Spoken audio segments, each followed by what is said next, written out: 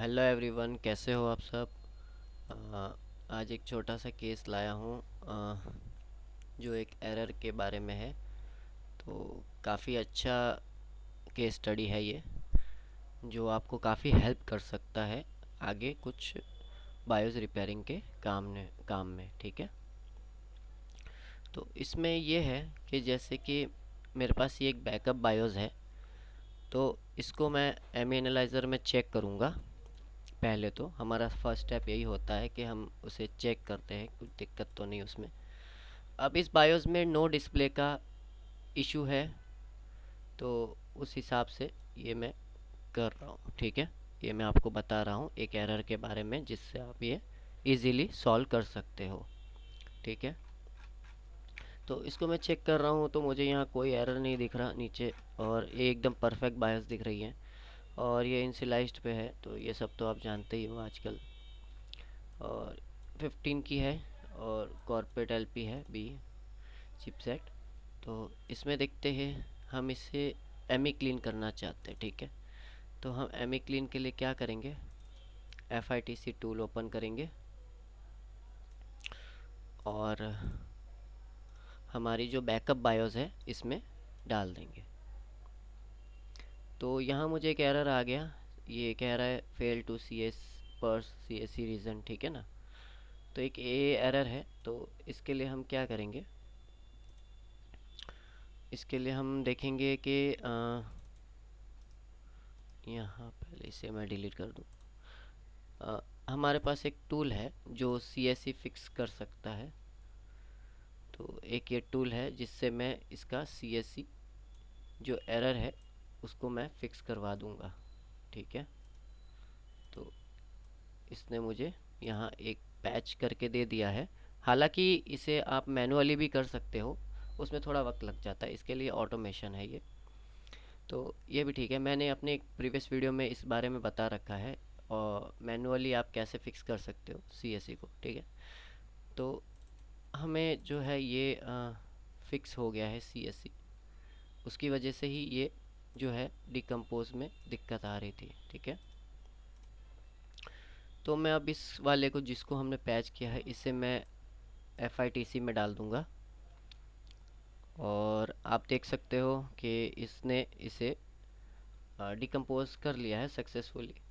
ठीक है, तो इसके बाद हमारा क्या स्टेप होता है कि हम करते हैं सेटिंग चेंजेस, जो भी हमें पता है। तो इसके बाद हमें करना है इसे सेव। ओके, अब उसके बाद हमारा जो स्टेप होता है, हमें जो है जैसा इसका वर्जन है उस हिसाब से हमें रेपो पैक से उसकी रेपोसिटरी पैक हमें लेनी होती है। ठीक है, तो ये 15 की थी कॉर्पोरेट LPB, तो मैंने वही ली है। वर्जन मैंने थोड़ा सा अलग लिया है क्योंकि मेरे पास सेम वर्जन नहीं था, तो रेपो में से मैंने वर्जन लिया है दूसरा। हालांकि आप देख सकते हो इसमें कि इसमें जो है वर्जन वो कुछ और है, उससे फ़र्क नहीं पड़ता है, आप आगे पीछे कोई और वर्जन ले सकते हो। ठीक है, तो ये 15.0.45 है 2411, पर मैंने लिया है 472521। ठीक है, मेरे पास सेम नहीं था, तो मैंने इसका इस्तेमाल कर लिया है जो इसके ही आगे पीछे रखा हुआ था। ठीक है, कॉर्पोरेट था, सेम में कॉर्पोरेट नहीं था मेरे पास। ठीक है, तो आप ऐसे भी यूज़ कर सकते हो आगे पीछे वर्जन लेके। ठीक है, तो इसके बाद हम देखेंगे कि हमें क्या करना होता है एमी क्लीन के लिए, कि हम करते हैं सब पार्टीशन को क्या कहते हैं रीनेम करेंगे हम, ताकि हम रिप्लेसमेंट कर सकें। यहाँ से मैं कॉपी करूँगा, और जो मेरी एमी की जो फाइल है रेपो पैक की, उसे मैं रीनेम कर दूँगा। पेस्ट कर लिया। अब हम क्या करते हैं, इसे कॉपी कर लेंगे जो हमने रीनेम की है, और फिर से जाएंगे डिकम्पोज फोल्डर में FITC के, और वहाँ हम पेस्ट कर देंगे इसे। ठीक है, ये हो गया एक इजी स्टेप एमी क्लीन के लिए। नेक्स्ट स्टेप हम फिर से FITC खोलते हैं और ओपन में जाएंगे, और जो हमने सेव किया था XML फाइल उसे हम ओपन कर लेंगे। तो ओपन करने के बाद देख रहे हैं हम कि इसने ओपन कर ली है फाइल को, सेटिंग्स को। अब हम सीधा सीधा बिल्ड करते हैं। तो मैं बिल्ड के लिए बटन दबा दूंगा और यहाँ देखिए एक ये एरर मोस्ट कॉमनली देखा जा रहा है, लोगों को इसमें थोड़ी सी दिक्कत आ रही है करने में। तो एक छोटा सा एरर है जो कह रहा है कि does not match the key manifest ID. ठीक है, OEM की मैनिफेस्ट। ठीक है, एक ये एरर है, द वैल्यू ऑफ की मैनिफेस्ट। ठीक है, एक एमई का पार्टीशन में जो एक इसकी एक हैश की होती है, उसकी वजह से ये होता है कि वो जब हम एमई का कोई पार्टीशन लेते हैं, नया पार्टीशन, तो उसमें उसको डिक्रिप्ट नहीं किया जाता, वो एनक्रिप्टेड होता है। तो उसकी वजह से ये चीज़ होती है। तो वो उसे रीड नहीं कर पाता FITC सेटिंग की वजह से। तो उसके लिए ये एरर आ जाता है। तो अब ये क्या करेगा, उसी को ही सॉल्व करेगा। आई मीन इसी जो एरर को है ये खुद सॉल्व करेगा और हमें वो निकाल के देगा पार्टीशन। ठीक है, तो इस तरीके का एरर आता है आपके पास। तो इसे सॉल्व करने का इजी तरीका है, जैसे कि हमने जो अब स्टेप किए उस सेम स्टेप करना है।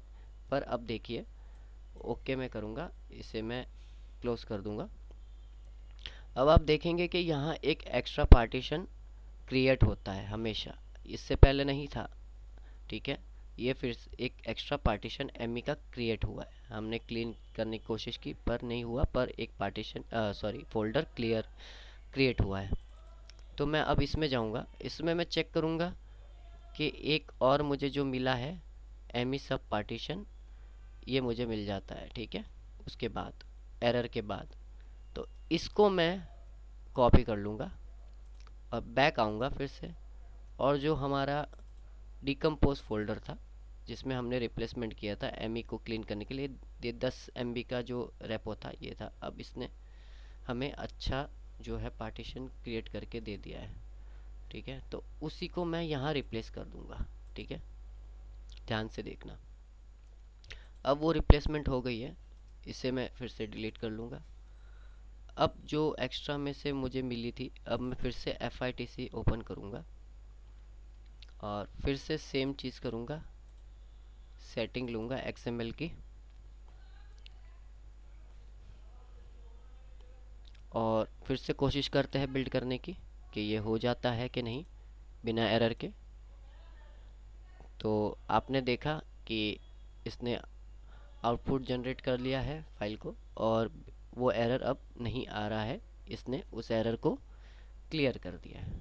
ठीक है, तो इस एरर को सॉल्व करने का ये तरीका है और काफ़ी सारे एरर्स आप इसी तरह से सॉल्व कर सकते हो। बस थोड़ा सा आपको पढ़ना होगा क्या है वो और उसके ऊपर रिसर्च करनी है। ठीक है, तो ये आपको खुद ही हिंट भी दे देगा, तो वो आप समझ के कर सकते हैं। बाकी ये एरर काफ़ी लोगों को आ रहा था, तो उन्होंने मुझसे रिक्वेस्ट की कि सर ये बता दीजिए कैसे होता है। तो उनके लिए मैंने एक फ्री वीडियो बना दी है, तो आप देख के आप भी खुद सीख सकते हो ये एरर कैसे सॉल्व किए जाते हैं। ठीक है, तो इसी के लिए ये था। और अब हम फाइल को भी अगर चेक करें तो ये प्रॉपर कॉन्फ़िगर हो गई है। आप चेक करेंगे इसे बिना किसी एरर के। ठीक है, देख सकते हैं आप। अगर मैं टॉप पे जाऊं तो ये कॉन्फ़िगर हो गई है। अब इससे डिस्प्ले वगैरह आपकी आ जाएगी मोस्ट ऑफ केसेस में। ठीक है, तो यही था एक छोटा सा एरर सॉल्यूशन जो आपको बताना था। और इसी के साथ मैं कहना चाहूँगा कि अगर आपको कोर्सेज करने हैं तो आप जैसे कि LRT के कोर्सेज ज्वाइन कर सकते हो, जो काफ़ी अच्छे पैकेज में आता है और इसमें काफ़ी कुछ चीज़ें सिखाई जाती है, एरर फिक्सिंग, अनलॉकिंग, काफ़ी कुछ। तो आप इस तरह के कोर्स आप ज्वाइन कर सकते हो।